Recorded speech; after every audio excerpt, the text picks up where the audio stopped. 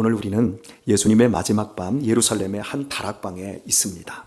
6월절 만찬의 자리였지만 공기가 매우 무거웠습니다. 배신의 냄새, 임박한 죽음의 기운, 그리고 여전히 누가 더 높은 자리에 앉을 것인지를 두고 겨루는 제자들의 인간적인 야망이 뒤섞여 있었습니다. 주님은 식사를 중단하시고 조용히 일어나셔서 질서와 격식, 상식을 뒤엎는 충격적인 행동을 시작하셨습니다. 주님은 겉옷을 벗으시고 수건을 가져다가 허리에 두르신 후 대야에 물을 떠 제자들의 발 앞에 무릎을 꿇으셨습니다. 하나님이 인간 앞에 창조주께서 피조물에게 무릎을 꿇으신 것입니다. 이것은 단순한 겸손의 표현이 아니었습니다. 영락 없는 종의 자세, 노예의 자세, 가히 혁명적인 낮아짐이었습니다. 이는 제자들을 그만큼 사랑하셨기 때문이었습니다. 흔히 사랑은 격식을 넘어선다고 합니다. 그러나 진정한 사랑은 격식이 무시되거나 경멸되지 않는다는 걸 아셔야 합니다. 오히려 더 많이 사랑하기 때문에 더 진실한 격식과 예의를 갖춥니다. 사랑이 결혼이라는 격식으로 하나님과 사람 앞에서 책임을 서약하는 것도 바로 이 때문입니다.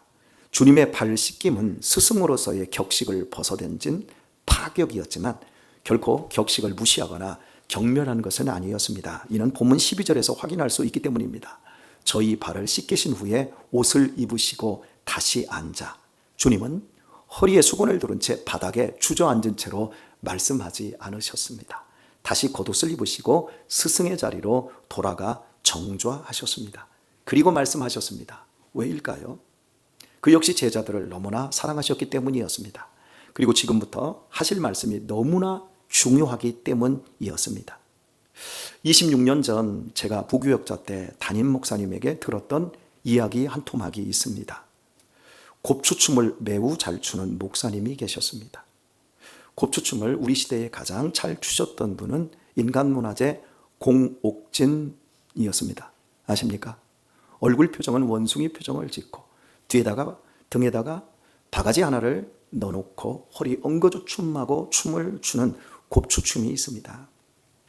이 곱추춤을 굉장히 잘 추는 목사님이 계셨는데 노예 수양회 때 목사님들과 사모님들 앞에서 춤을 추었는데 너무나 잘 춘다고 소문이 파다하게 퍼졌습니다.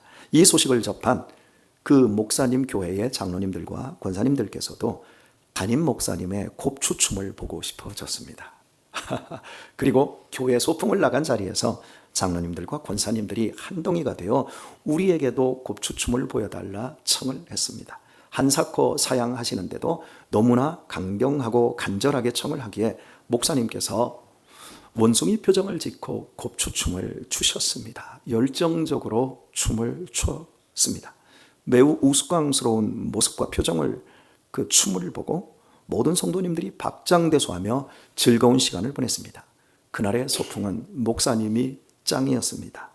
목사님께서는 자신의 근엄하고 권위 있는 모습을 파격적으로 내려놓으셔서 교인들의 기쁨이 되었습니다.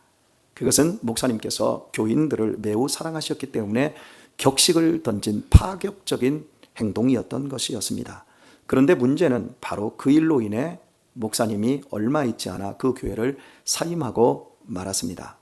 이유는 목사님께서 날마다 강단에 서서 예배를 인도하며 설교를 하는데 교인들이 목사님을 보고 비실비실 웃는 겁니다.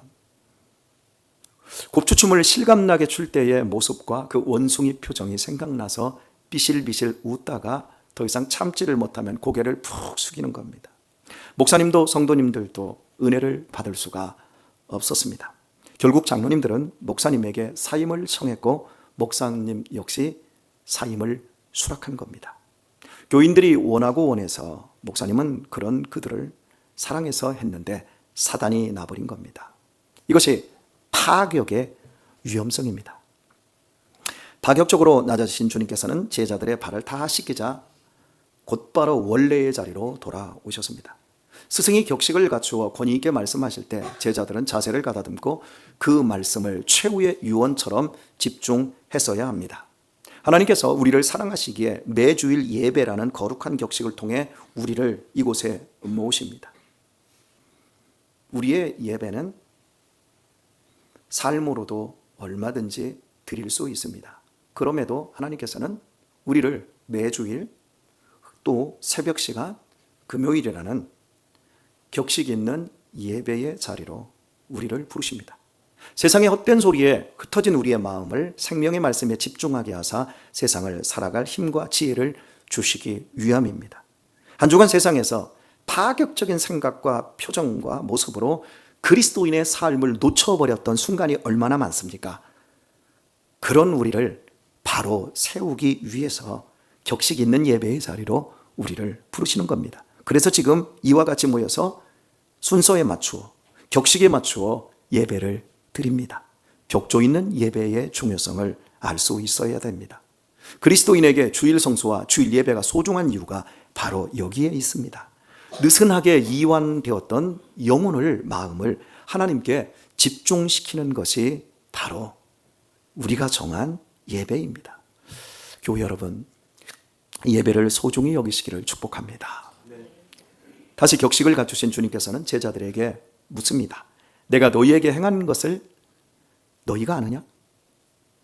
주님은 내가 너희에게 말한 것을 아느냐가 아니라 행한 것을 아느냐고 물으셨습니다. 신앙은 말씀의 의미를 해석하는 데만 머물지 않습니다. 진리의 깊이는 해석의 미세함에 있는 것이 아니라 순종의 구체성에서 드러납니다. 발 씻김의 행위는 기독교의 본질 그 자체입니다. 이것은 정치인들이 표를 얻기 위해 연출하는 정치적인 쇼가 아닙니다. 또한 마르다처럼 천성적으로 분주하게 섬기는 봉사의 차원도 아닙니다. 주님은 당신의 정체성을 확인시켜 주십니다. 너희가 나를 선생이라 또는 주라 하니 너희 말이 옳도다. 내가 그러하다. 내가 주와 또는 선생이 되어 너희 발을 씻겼으니 말씀합니다. 내가 노예이기 때문에, 종이기 때문에 너희 발을 씻긴 게 아니라 내가 너희들의 주인으로, 내가 너희들의 진리의 선생이 되어 너희 발을 씻겼다라는 겁니다. 그분은 하나님의 영광과 신성을 가지신 존귀한 하나님의 아들이십니다. 그런 분이 왜 종의 자리까지 낮아지셨습니까? 왜 제자들의 더러운 발을 일일이 씻겨주신 것입니까? 그것은 우리 스스로의 힘과 노력으로는 하나님 앞에 설 가능성이 단 1%도 없기 때문입니다. 만약 우리에게 스스로 의로워질 가능성이 조금이라도 있었다면 예수님께서는 이 땅에 오실 이유가, 필요성이 전혀 없으셨습니다. 오직 하나님 앞에 서는 유일한 길은 하나님의 아들이 종으로 오셔서 우리의 모든 죄와 허물을 대신하여 십자가에서 죽으시는 것뿐이었습니다. 그러므로 예수님께서 제자들의 발을 씻기신 것은 십자가에서 피 흘리실 것을 미리 보여주신 십자가의 예표입니다. 구원은 십자가에서 완수하신 객관적인 속죄와 성령께서 우리 마음을 새롭게 하시는 내적 변화의 두 겹입니다. 한 겹이 아닙니다. 신앙은 먼저 받는 것입니다. 따라서 합시다. 받겠습니다. 예, 그렇습니다. 신앙은 먼저 받는 겁니다. 우리가 이 발 씻김 앞에서 깨달아야 할 것은 우리 자신의 철저한 무능입니다. 우리는 가만히 주님 앞에 무릎을 꿇고 그분이 우리의 더러운 발을 씻겨주시기를 기다릴 수 있어야 합니다. 아니, 그 발을 내밀어 드릴 수 있어야 합니다. 주님께서 씻겨주시고 회복시켜 주실 수 있도록 우리 자신을 겸손히 드릴 수 있어야 합니다. 하나님은 은혜의 하나님이며 그분의 구원은 인간의 수완과 수단으로 얻어내는 게 아니라 거저 받을 수 있을 뿐입니다. 구원이란 선하든 악하든 관계없이 강하든지 약하든지 누구나 믿으면 받을 수 있습니다. 하나님의 은혜를, 이렇게 받는 은혜를, 무상으로 받는 은혜를 깨달아야만 나의 존재가 모두 하나님의 선물임을 알 수가 있습니다. 그래서 신앙은 먼저 받는 겁니다. 주님은 여기서 멈추지 않으시고 어렵고도 위대한 명령을 내려주십니다. 내가 주와 또는 선생이 되어 너희 발을 씻겼으니 너희도 서로 발을 씻기는 것이 옳으니라. 옳다라는 거예요. 여러분, 뭐가 옳으냐? 저것이 옳다, 이것이 옳다 말할 게 없어요. 진짜 옳은 건 서로 발을 씻겨주는 겁니다. 이 지점에서 우리는 굉장히 힘들어합니다. 우리는 서로 발을 씻어줄 만큼 겸손하기가 죽기보다 힘듦을 느낍니다. 목사님, 무슨 발을 씻습니까? 내 발 내가 씻지요. 뭐 서로 발을 왜 씻어줍니까? 여러분, 여기서 서로 발을 씻는다는 건 그 사람의 치부와 그 사람의 드러난 약점들을 내가 용납해주고 그것들을 참아줄 수 있고 그것들에 대해서 책망하지 않고 그걸 내가 오히려 지지와 격려로 보완해주고 씻어줄 수 있느냐라는 겁니다. 그냥 육신적으로 발 씻어줄 일 없습니다. 요즘은 다들 깨끗하게 사니까요. 그런데 절대 씻겨지지 않는 우리의 영혼의 발, 죄로 말미암아 짓밟히고 더러워진 그 발이 있어요. 다 숨기고 있어요. 다 교회 와서는 거룩한 척, 깨끗한 척, 순결한 척 그러고 있지만 정말 더럽고 추잡함이 가끔씩 우리에게 드러날 때가 있습니다. 믿음 생활하면서 살다 보면 그때 우리는 서로 발을 씻어줄 만큼의 넉넉한 그 모습, 그걸 우리에게 하라고 말씀하고 있는 겁니다. 여러분, 그런데 우리는 이렇게 서로의 발을 씻어줄 만큼 겸손하기가 죽기보다 힘들다는 걸 느낍니다. 그러나 생각의 발상을 한번 바꾸어 보십시오.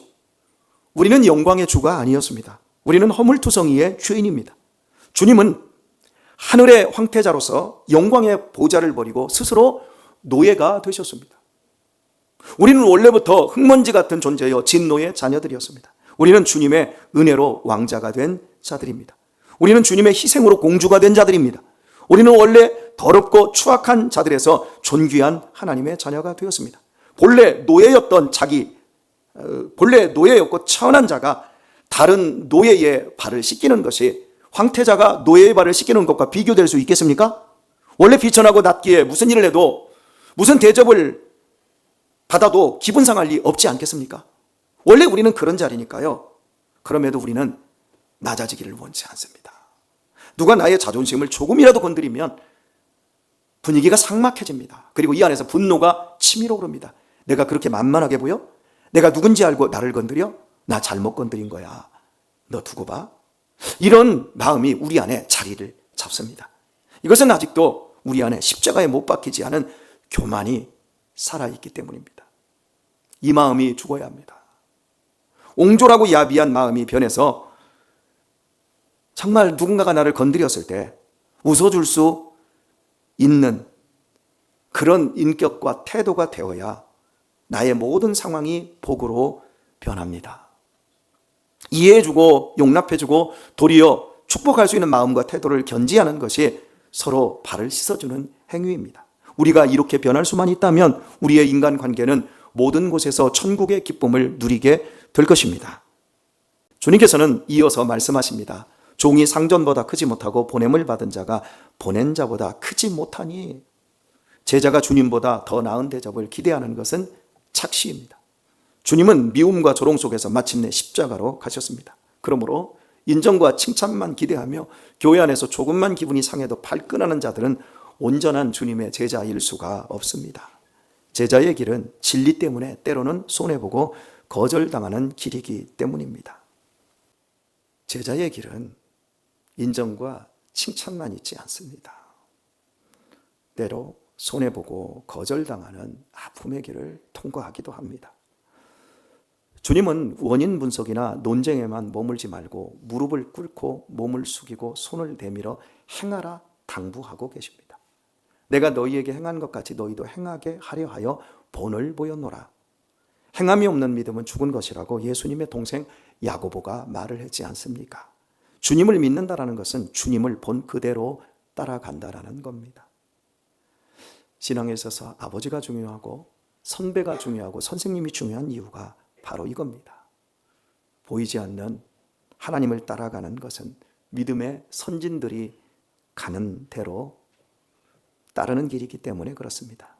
왜 우리는 서로의 발을 씻겨주는 성품과 인격과 행동이 왜 그렇게 어렵습니까? 우리는 왜 너무나 쉽게 상처받고 마음을 닫아버립니까? 근원적인 분노와 불신이 가슴에 앙금으로 남아있는 상태에서 격식만 갖추기 때문입니다. 10년, 20년, 30년, 40년 종교 행위 거기에만 몰두하고 충실하지 내 내면을 주님께 솔직하게 드리고 주님의 용서와 은혜를 받아본 경험이 없기 때문입니다. 내 자신의 상처 입은 발을 주님께 그대로 내어놓아야 합니다. 격식으로 감추면 안 됩니다. 격식 있는 예배는 드려야 되지만 이 격식 속에 우리의 숨은 발을 숨겨서는 안 됩니다. 주님께 더러운 두 발을 파격적으로 내어 맡기고 씻음 받을 수 있어야 합니다. 우리 자신의 내면의 치유 없이는 제 아무리 격조 높은 찬양과 기도를 드린다 할지라도 주님을 절대로 따라갈 수가 없습니다. 주님의 제자가 되어 주님을 따라가는 것은 내면의 치유 없이는 불가능한 일입니다. 내면이 거듭나지 않고는 절대 주님을 따라갈 수가 없습니다. 내 안에 열등감, 쌓아놓은 분노, 삐뚤어진 자존심과 상처가 먼저 복음으로 치유될 수 있어야 합니다. 농구 황제 있지요? 미국의 마이클 조단. 그 친구가 무려 돈이 4조랍니다. 그런데 유튜브 채널에 보십시오. 눈물을 줄줄 흘리면서 나는 행복하지 않습니다. 얼마나 솔직한 표현입니까? 그렇습니다. 그 어떤 것으로도 예수님을 만나고 예수님으로 인해서 내 내면이 거듭나기 전까지 우리는 행복할 수가 없습니다. 복음을 내면으로 받아들인 사람만이 행복할 수 있고 너그러워질 수 있고 넉넉해질 수 있고 타인의 발을 씻어줄 수 있습니다. 내 내면이 바뀌지 않은 부모, 자식의 발을 씻어줄 수가 없습니다. 내 내면이 바뀌지 않는 아내, 남편의 발 씻는다고요? 나이가 먹을수록 테스토스테론만 나와가지고 남자가 돼가지고 이 자식이야. 내면이 거듭나지 않은 남편이 나이가 먹으면서 자꾸 우울증에 빠지고 눈물이 많이 나오는 이유가 바로 그런 이유입니다. 복음을 내면으로 받아들인 사람만이 하나님의 기쁨을 품을 수가 있습니다. 십자가로 말미암는 은혜를 받아들여야 합니다. 나의 무능함과 나의 더러움 앞에서 주님 아니시면 안 됩니다. 주님, 내 발을 씻겨 주옵소서. 여러분, 우리는 주님 앞에 우리 자신을 정말 내어놓아야 합니다. 내가 하나님의 자녀가 되고 영생을 믿음으로 얻었음을 마음으로 믿고 그렇게 살려고 할 때만 우리가 누군가를 품을 수 있습니다. 십자가 앞에서 진정으로 죽어본 자만이 낮아짐을 모욕으로 여기지 않습니다. 주님께서는 자신을 배반할 것을 아시면서도 가룟 유다의 발까지 씻기셨습니다. 사랑은 결과를 통제하지 않습니다. 많은 연인 관계에서 어려움을 겪는 커플들, 상대방을 통제하려 하기 때문입니다. 부모가 자식의 결과를 통제하려 들기 때문에 분명히 사랑인데 잘못되는 겁니다. 사랑은 변화를 강요하지 않습니다. 사랑은 끝까지 자기를 내어주며 상대와 상황을 하나님께 맡겨드립니다. 예수님은 배반할 것을 아시면서도 가룟 유다의 발을 아무런 말씀 없이 끝까지 씻겨주셨습니다. 우리에게 지금 그것을 행하라 하십니다. 그러므로 우리가 누군가를 사랑하고 누군가를 섬긴 후에 좌절할 필요가 없습니다. 변화는 성령님의 몫이고 순종은 우리의 몫입니다. 주님은 당신의 마지막 밤을 이 약속으로 마무리하십니다. 너희가 이것을 알고 행하면 복이 있으리라. 너희가 이것을 알고 있으면 복이 있으리라 아니에요. 여기 알기는 기가 막히게 기똥차게 아는데, 말할 때는 정말 기똥차게 말하는데 행하지 않는 사람들이 있지요. 참, 나는 저 집사님, 나는 저 권사님, 나는 저 장로님이 대단하다고 여겨. 그런 마음이 들어. 그런데 참 가까이 하기에는 너무 힘들어. 이런 걸 혹시 느끼게 만드는 분이 계시다면 우리 자신을 한번 돌아봐야 합니다. 너희가 이것을 알고 행하면 복이 있으리라. 행할 때 복이 있습니다. 신앙의 본질은 발을 씻겨주는 겁니다. 우리가 타인을 섬기기 위해 그의 더러운 발 앞에 무릎을 꿇으면 무슨 일이 일어난 줄 아십니까? 너희가 이렇게 행하면 이게 복이 있으리라 그러는데 왜 이게 복일까요? 타인을 섬기기 위해 더러운 발 앞에 무릎을 꿇는 것이 왜 복일까요? 바로 그렇게 더러운 발을 씻겨주기 위해 무릎을 꿇을 때 바로 그곳에서 이미 무릎을 꿇고 계시는 주님의 마음을 만날 수 있기 때문입니다.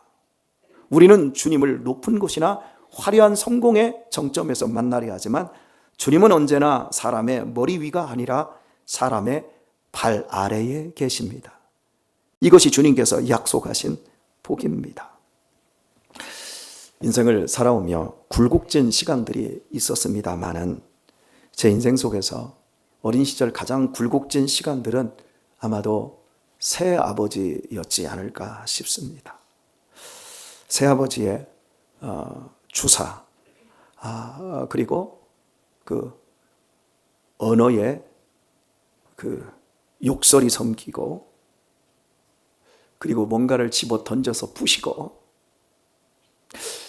그 새아버지에 대한 기억이 정말 좋지 않은데, 제가 예수님을 믿고 그 새아버지에 대한 이 앙금이 이 안에서 오래도록 가시지 않았어요. 그런데 새아버지를 완전히 용서할 정도가 아니라 새아버지를 불쌍히 여기고 새아버지를 이렇게 사랑하는 마음이 품어질 수 있는 결정적인 사건이 하나가 있었습니다. 그것은 저희 이제 새아버지께서 연세가 한 80대 중반 후반을 갈 때 이제 잘 못 걸으셨는데, 제가 결혼을 하고 우리 하영이가 한 3살 무렵이 되었을 때 시골에 갔는데요. 방에 앉아 계시다가 화장실을 가시겠다고 일어나셔서 옮겨가는 한 10발짝도 되지 않는데 가는데 비틀비틀 이렇게 잘 못 걸으셔요. 파킨슨 환자처럼. 그런데 이 걸으는데 뭐가 바닥에 자꾸 떨어져요. 봤더니 모양이 떨어진 흙이 자꾸 떨어지는데 흙이 떨어지는 게 아니라 이 바지가랑이 사이로 대변을 질질질 흘리고 가시는 거예요. 그때 제 마음이 울컥하더라고요. 야, 인간이 이렇게 약한데, 그 힘 있다고 술 먹고 주사 부리고 사람을 패고 집안을 공포 분위기로 만들고, 이게 이 한심함이 느껴지더라고요. 그런데 그 모습을 보고 화장실 겨우 가서 앉힌 다음에 제가 이제 급하게 물을 큰 다라에다가 받았습니다. 받고 새아버지 옷을 제가 다 벗겼어요. 그 다음에 그 앙상하게 마른 새아버지를 번쩍 들어서 이제 목욕통 다라에 딱 앉혀드렸습니다. 그리고 머리를 감기고 몸을 씻겨드리는데, 제가 이렇게 막 씻겨드리는데, 저는 사랑하는 마음으로 씻겨드리는 게 아니라 불쌍해서 딱 씻겨드리는데, 제가 손을 이렇게 해서 막 씻겨드리는데 제 손을 이렇게 탁 하고 잡더라고요. 딱 잡더니 저를 이렇게 제 손을 이렇게 위에서부터 이렇게 하면서 그 앙상한 손으로 저를 만지시면서 말씀하셨어요. 미안하다. 저 이름이 혁진입니다. 집에서 혁진아, 미안하다. 미안하다. 그러면서 막 우시더라고요. 그 순간 저도 눈물이 막 왈칵왈칵 쏟아지더라고요. 그래서 제가 씻다 말고 그냥 뒤에서 안고 한참을 울었어요. 근데 이 양반도 막 우시더라고요. 그날 이후로 제 마음에서 어린 시절 새아버지에게 학대받고 이빨을 갈며 내가 크면 죽여버린다, 제 청소년 시기를 삐뚤어지게 했던 분이 그분이었거든요. 그런데 그날 제 안에서 미움의 감정, 분노의 감정이 다 가셔버리고 그저 불쌍하고 그저 사랑스럽고 이것만 남더라고요. 그날부터 제 인생이 달라지기 시작한 것 같아요. 사람을 용서한다는 건 내 힘으로 하는 게 아니라 하나님이 하십니다. 그날 그 목욕다라 통해서 그 더러운 똥을 뒤집어 쓴 그 엉덩이를 씻겨드리고 앉혔을 때 그 얼마나 더럽습니까? 손 떼고 싶죠. 여기서 막 이게 침일 찔리고 수염도 못 가고 막 그 더러움과 그 지저분함이 다 있는데, 여러분 그걸 감당할 때 제가 한 게 아니고 주님이 거기서 저에게 복을 주시더라고요. 그때로부터 제가 받은 복이 오늘의 복이라고 저는 느껴집니다. 우리가 무릎 꿇는 가장 낮은 그곳에서 우리는 주님의 임재와 축복을 경험하게 될 줄 믿습니다. 자존심을 잃는 대신 존귀를 얻을 수 있고, 체면을 내려놓는 대신 평안을 얻을 수 있고, 결과를 포기하는 대신 주님의 임재를 얻는 축복이 나타나게 되는 겁니다. 오늘의 말씀을 맺겠습니다. 기독교는 십자가의 복음을 받는 것에서 시작하여 수건을 들고 행하는 것으로 완성이 됩니다. 주님은 우리에게 당신이 받으신 그 이상의 대접을 받을 생각을 하지 말라고 하셨습니다. 주님이 배척당하셨다면 우리 역시 진실 때문에 손해보고 배척당하는 것이 마땅한 제자의 길입니다. 그러나 두려워하지 마십시다. 주님께서 그 길을 먼저 가셨고 지금도 우리와 함께 그 길을 걷고 계시기 때문입니다. 우리가 무릎 꿇는 가장 낮은 곳에서 우리 주님은 우리를 안아주시며 다시 말씀하십니다. 네가 이것을 알고 행하니 복이 있을 것이다. 주 안에서 사랑하는 교우 여러분, 이제부터 우리 파격적으로 낮아지도록 하십시다. 사랑이 격식으로 무너지지 않게 하십시다. 믿음이 알량한 자존심 때문에 힘을 잃게 놔두지 마십시다. 상처로 인해 사명이 손상되지 않게 하십시다. 우리 서로를 향해 참된 종의 자세로 섬겨주고 세워주며 용납하며 지지해주며 살도록 하십시다. 오늘 이 말씀이 행함이 되어 약속한 복을 받는 성도님들 다 되시길 예수님의 이름으로 축원드립니다.